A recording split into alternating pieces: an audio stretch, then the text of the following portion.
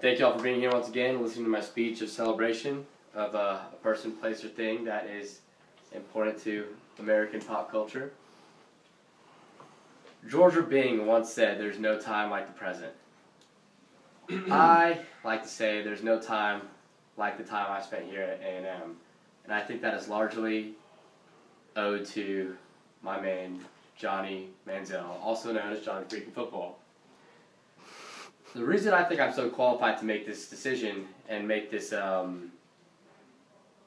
because I have this perspective of being here before and after Johnny, and I've really seen the new heights Johnny has taken us to. So let's start with the performance before Johnny Football got here. Texas A&M's first season, my freshman year, I come in here, I'm pumped for Aggie football, grown up around it all my life, actually grown up opposed to it, being a UT fan when I was a kid. I was pumped to be here, so happy to be a part of the spirit and the organization, the tradition. My first year, we have a losing season. We go 6-7 underneath the leadership of Gerard Johnson and Mike Sherman. Year 2, 9-4, much better. Go to the Cotton Bowl, win, losing Cotton Bowl actually 19-21 against Louisiana State University, LSU. And then in 2011, we go 7-6, all underneath Mike Sherman. And those were Gerard Johnson, Ryan Tannehill as our quarterbacks. Then comes in Johnny Football. Wasn't even supposed to be our starting quarterback. Kills it in the summer. Comes in as number 2. Earns his starting position as number 1. We go 11-2, our first year in the toughest conference in the entire world, the SEC, the Southeastern Conference. We upset number 1 Alabama. Johnny ends up winning the Heisman as the youngest Heisman winner to ever have done so in the history of football up till this past year. This past year, we go 9-4, get a Cotton Bowl berth, destroy Oklahoma in the Cotton Bowl, once again proving SEC dominance. And Johnny gets a bid to be invited to the Heisman Trophy ceremony again, not only as the past winner, but as another possible candidate to win it. Of course, he loses to Jameis Winston, unfortunately, but that could largely be attributed to the fact that many people did not want to give him the Heisman, in my opinion, because of his off-the-field antics. Which brings me to the second point of my speech. Yes, he has been very highly critiqued, but he's done a lot of charitable work for a lot of kids with cancer. He's involved in a lot of charitable organizations and fundraisers that benefit pediatric cancer patients. These include, but not limited to, the Valentine's Day themed fashion show fundraiser for a 6-year-old named Charlie Dina.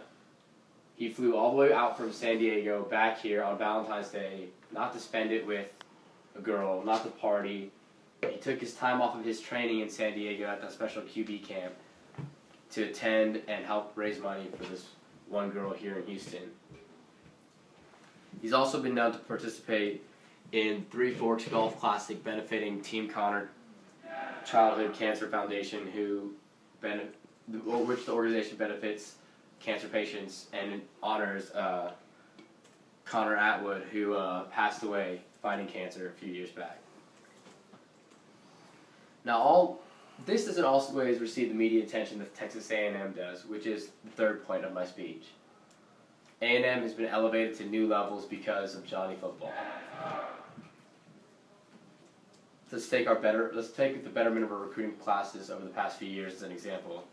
In 2014, this past year, our recruiting class was ranked number 4, which is 7 better than it was ranked the year before at 11, which is 11 better than 2 years before, which was ranked 15th, and 23 spaces better than it was ranked my sophomore year when we were ranked 27th in the nation. For a huge Texas college football program, that is atrocious to be ranked 27th. Not anymore, though. Ranked number 4, yes, largely in part to do with us being the SEC, but I think it's Johnny Football that's put us on the map, and his on-the-field and off-the-field antics. The second part of this is the Texas A&M brand recognition. UT is, back in 2012, was a $300 million football program. That's not only in its ticket sales, but it's selling its brand across the nation and across the world. Texas A&M now has surpassed UT this past year in its brand recognition and has a bigger following in Texas than UT does, which I don't think has ever happened before in the present era of the UT A&M rivalry.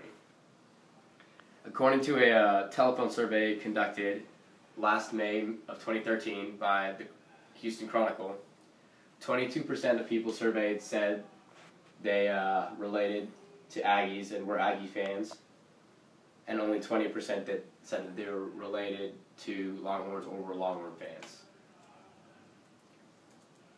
In conclusion, I think all this empirical evidence shows that Johnny has elevated A&M and taken this great university to new heights that it's never seen before, and has really endowed it with more media attention than it has ever received before.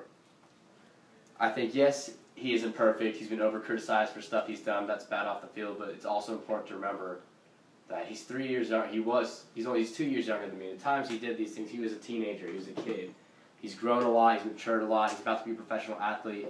And the NFL Network just did an article on him talking about how much he's matured and how composed and electric and brilliant he was when teams and GMs tested him on football matters and non-football matters in their private conversations at the NFL Combine that's presently going on. He's everywhere he's gone, he's been gold. He's done so much for those around him, and that's why I think he would be the perfect selection for the Texans to take him as their #1 draft pick in the 2014 draft. Thank y'all for y'all's time. And is there any questions? Do you think he'll go first-round pick in the NFL draft? I think the Texans would be foolish not to take him with all of our quarterback struggles right now. And so I will have to say yes. I think he'll go to Houston and stay home in Texas.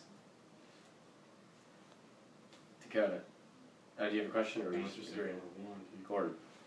Do you think Texas A&M will be able to maintain a high standard of excellence in football if and when Johnny leaves? I think that was really came down the shoulders of our recruiters, and I think being fourth in the nation, getting the recruits we did, as long as they followed through and are the athletes that we believe them to be, I think we'll have no problem maintaining this momentum as the better football program in Texas and one of the best ones in the nation.